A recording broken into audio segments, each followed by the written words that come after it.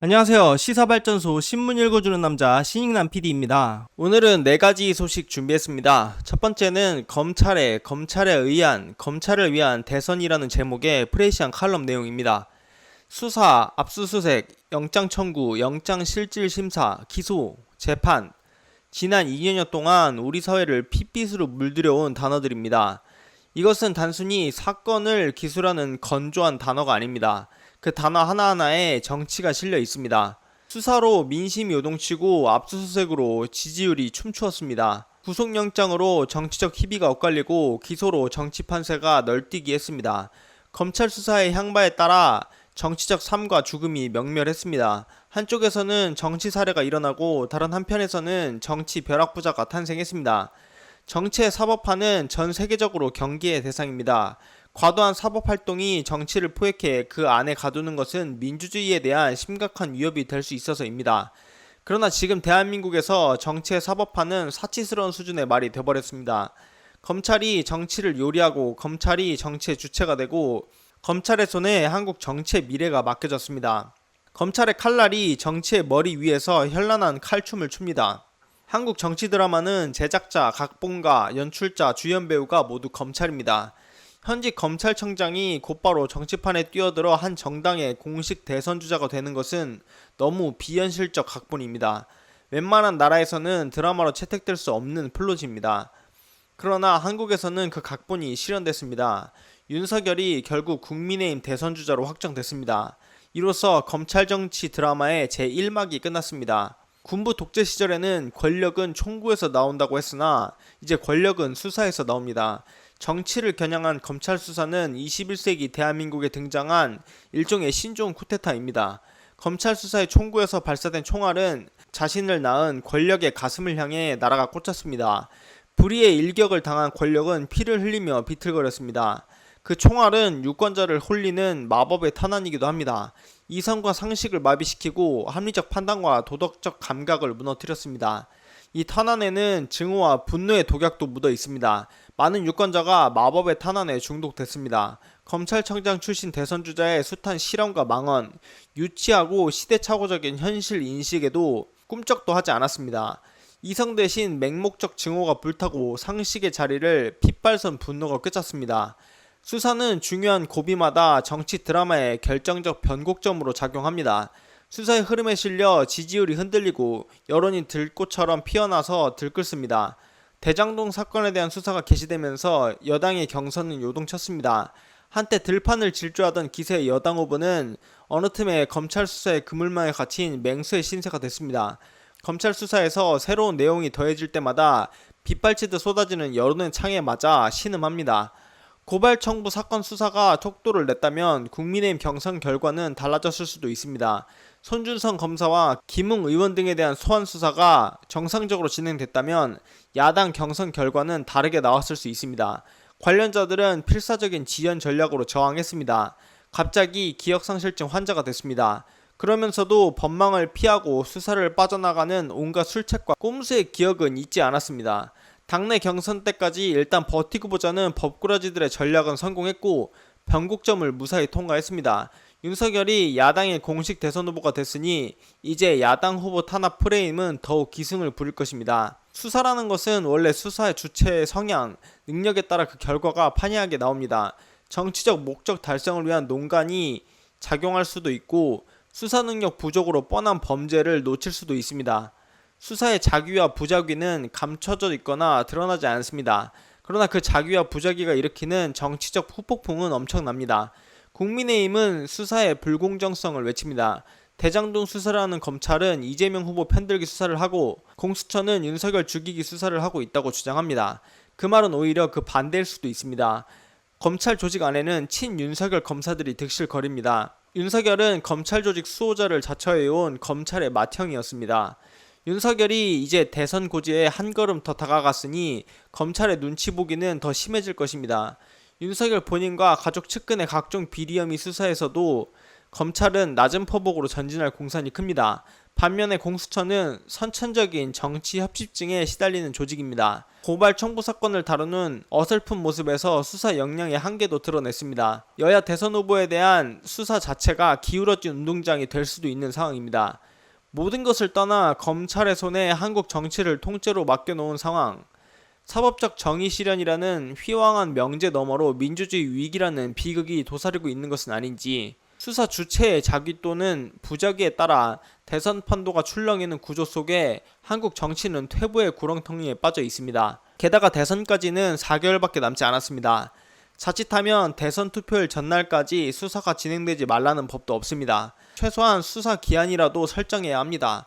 11월 말이든 12월 말이든 시한을 정해 여야 대선 후보에 대한 모든 수사를 그 시점까지 마무리하는 데 합의를 이뤄야 합니다. 그것이 상식입니다. 검찰이 각본부터 연출, 주연 배우까지 독차지한 이 정치 드라마의 결말은 어떻게 될지 아무도 알 수 없습니다. 다만 분명한 사실은 어느 쪽으로 막이 내리든 해피엔딩은 결코 아니라는 점입니다. 검찰이 정치 한복판에 뛰어들면서 촉발된 극심한 혼란과 갈등, 대립은 드라마의 어떤 결말로도 쉽게 봉합되기 어렵습니다. 그 파장은 우리 앞날에 길고도 짙은 그림자를 들이올 것입니다. 특히 검찰 정치가 성공으로 마무리될 경우 검찰에 의한 검찰을 위한 정치가 확실하게 완성됩니다. 그때쯤 우리나라 헌법 제1조는 이렇게 바뀔지도 모릅니다. 대한민국은 검찰공화국이다. 대한민국의 주권은 검찰에게 있고 모든 권력은 검찰로부터 나온다. 두 번째 소식입니다. 윤캠프 슬로건 표절 논란에 필요하면 우리 것도 인용해라 라는 제목의 이데일리 기사 내용입니다. 윤석열 캠프 측이 김동연 후보 측의 슬로건 표절 주장에 대해 우리 것도 필요하면 인용하시라고 답했습니다. 김병민 캠프 대변인은 8일 오전 MBC 라디오 김종배의 시선집중과의 인터뷰에서 이같이 밝혔습니다. 앞서 제3지대 후보로 출마한 김동연 전 총리 측은 윤석열 측이 자신들의 슬로건을 표절했다고 주장한 바 있습니다. 김동연 후보가 기득권 공화국을 기회의 공화국으로 라는 슬로건을 사용했는데 윤석열의 기득권의 나라에서 기회의 나라로 라는 표현을 써 사실상 표절이라는 것입니다. 김병민 대변인은 기회라는 표현은 기회의 나라, 또 기회 관련된 얘기는 대한민국 국민들께서 모두가 원하는 새로운 나라의 비전이기 때문에 불과 어제 쓰였던 표현이 아니라 박근혜 정부에서는 기회가 강물처럼 흐르는 나라, 또 영국 보수당 같은 경우 전당대회 전체를 둘러싸고 있는 opportunity라는 기회에 대한 단어를 언급하기도 했다고 주장했습니다. 보수정당에서 기회라는 표현을 자주 써왔기 때문에 보편성이 있다는 설명입니다. 김병민 대변인은 보수정당으로서 가지고 있는 국민들께 꿈과 희망을 주기 위해 필요한 얘기이기 때문에 누구나 할 수 있는 이야기라고 생각한다고 덧붙였습니다. 기회라는 표현이 흔히 쓰이기 때문에 표절이 아니라는 취지로 읽히나 기득권이라는 표현까지 동일하고 문장의 구성 형태가 동일한 점에 대해서는 별다른 해명이 없었습니다. 김병민 대변인은 과거에도 한번 정책 표절 슬로건 이런 얘기가 나왔을 때마다 국민들의 눈높이에 맞춰서 하고 있는 윤석열에 관련된 많은 내용들 필요하시면 다른 후보들께서 인용해도 얼마든지 좋다고 얘기한 바 있다고 말했습니다. 정책이나 슬로건에 공감대가 있으면 다른 후보자들이 써도 된다는 설명입니다. 앞서 김동연 후보 측은 공화국을 나라로 눈 가리고 아웅하는 식으로 슬쩍 바꿨다. 슬로건 표절은 논문 표절과 마찬가지로 부도덕한 행위라며 윤석열의 슬로건 도용을 주장했습니다. 김동연 후보 측은 윤석열 부인 논문 표절 논란이 아직 식지도 않은 마당에 김동연 후보의 대표 슬로건을 백조에 아무 거리낌 없이 베꼈다며 윤석열 의혹을 거론하기도 했습니다. 김동연 후보 측은 윤석열은 이미 당내 경선주자들의 정책 표절 시비로 신용에 큰 금이 간 상태라며 국민으로부터 준비 안 된 카피맨이라는 조롱은 받지 않길 바란다고도 비판했습니다. 이번 소식도 마무리하겠습니다. 정작 표현이 동일하고 문장의 구성 형태가 동일한 점에 대해서는 해명이 없습니다. 표절이 윤석열씨 공정이고 태클 걸면 내 것도 가져가서 써라 라는 것이 윤석열씨 공정과 상식입니까? 유유상종 초록 동색이라더니 뻔뻔한 자들이 캠프에 아주 똘똘 뭉쳐 있습니다. 본인 자체가 이미 기득권이었는데 기득권의 나라에서 기회의 나라를 만들겠다. 지나던 강아지가 비웃을 일입니다. 세 번째 소식입니다. 공수처 윤석열 판사 사찰 문건 의혹도 수사 착수라는 제목의 국민일보 기사 내용입니다. 공수처가 이른바 판사 사찰 문건 작성 의혹과 관련해 국민의힘 윤석열 대선 후보를 입건하고 수사에 착수했습니다. 공수처의 윤석열에 대한 수사는 이른바 고발사주 의혹을 포함해 모두 4건이 됐습니다. 공수처가 윤석열에 대한 표적 수사를 벌이는 것 아니냐는 야권의 반발도 거세질 것으로 전망됩니다. 사법정의 바로 세우기 시민행동 김한매 대표는 공수처가 직권남용 권리행사 방해 등 혐의로 윤석열을 지난달 22일 입건했다는 통지서를 받았다고 8일 밝혔습니다. 앞서 사세행은 판사사찰 문건 불법 작성하고 관련 수사를 막았다며 지난 6월 7일 윤석열 등을 공수처에 고발했었습니다. 판사사찰 문건 의혹은 앞서 윤석열이 검찰청장에 재직할 때 대검에서 작성된 재판부 분석 문건으로 인해 불거졌습니다.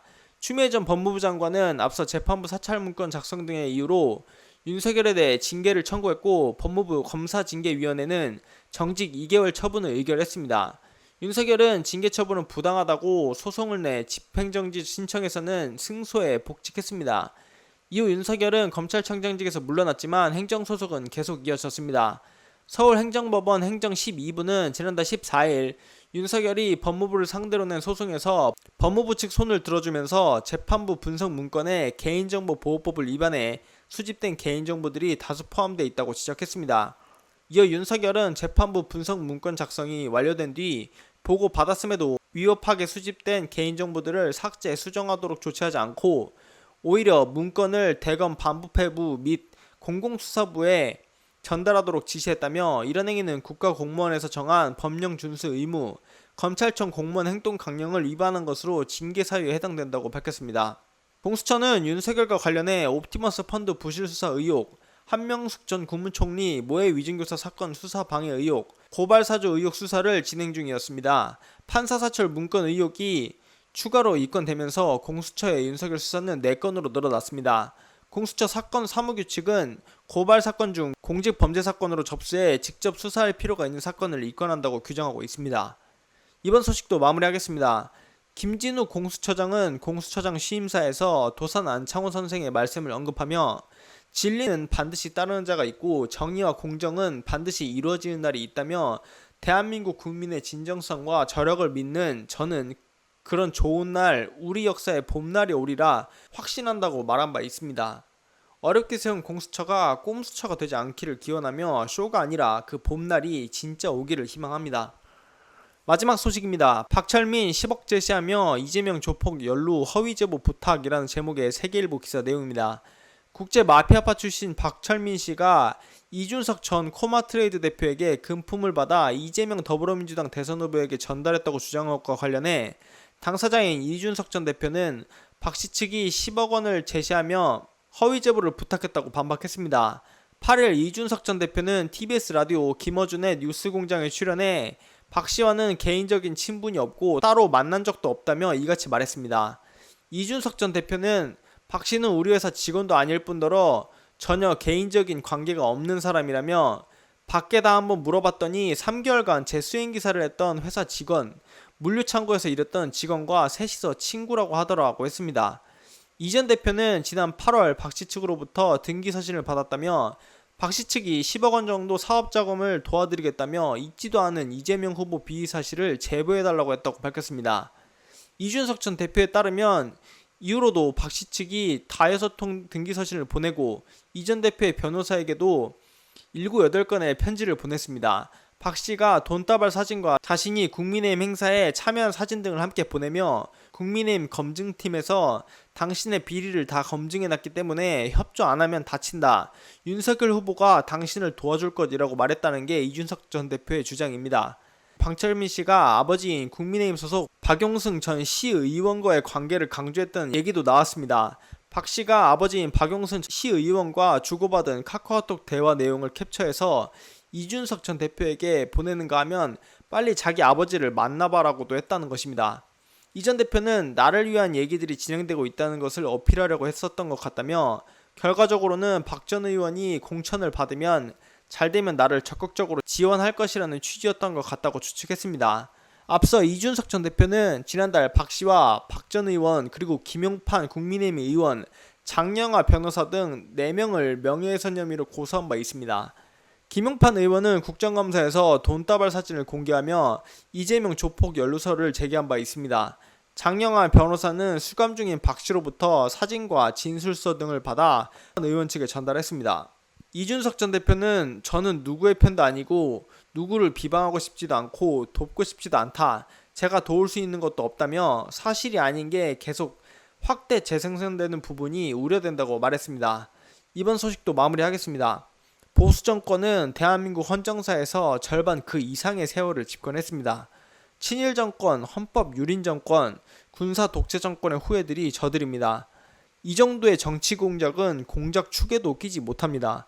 국민의힘은 경찰 출신인 한 인사가 국감장에서 거짓된 증거로 이재명 후보의 뇌물설까지 주장하는 수준의 국회의원이 있는 곳입니다.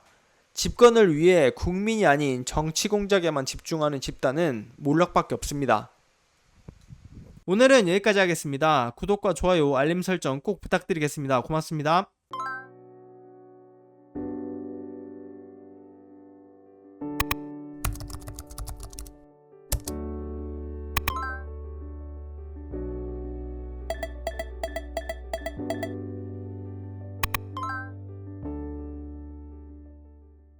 안녕하세요. 시사발전소 소장 한지입니다. 시사발전소는 진실을 찾는 민주언론으로서의 역할을 다하기 위해서 다양한 방법으로 활동을 이어나가고 있습니다.